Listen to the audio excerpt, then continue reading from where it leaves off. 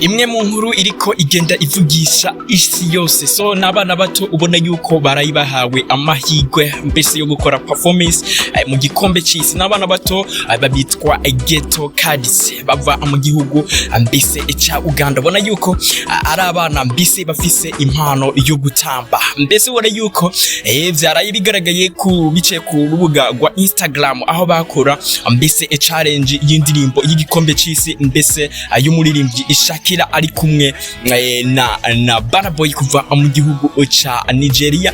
Ukabona ari Shakira yabonye umurava bafise mbese arabemvita arabaho ubutumire yuko bojana mu gikombe cisi mbese bagakora performance, nabo bana bakaba bamaze kuba bamwishira yuko bojana. Ubona rero ko ari inkuru nziza kuri East Africa. Ubona yuko abana bato mu gutamba, ubona yuko bagiriwe amahigwe n'uwo muririmbyi. Ukabona rero yuko byamaze kuba bigaragara nabo ko bagiye kugaragara mbese muri ico igikombe cisi nkuko umuririmbyi agenda bimenyesha ariwe Shakira Colombia mbese asanzwe aba mu gihugu ca Canada. N'indirimbo ubona yuko yitwa Die Die igiye kuba iyobora kino gikombe cisi, aho kigiye kuba kiba mu bihugu bitatu harimo Amerika, hakabamwo Mexique, hakabamwo mbese na Canada. Reka tubifurize ibihe byiza mbese no kuzogira performance nziza. Ubona yuko ari entertainment mbese yo muri East Africa ikomeje kwaguka cyane guys. Reka tubifurize ibihe byiza muri hose.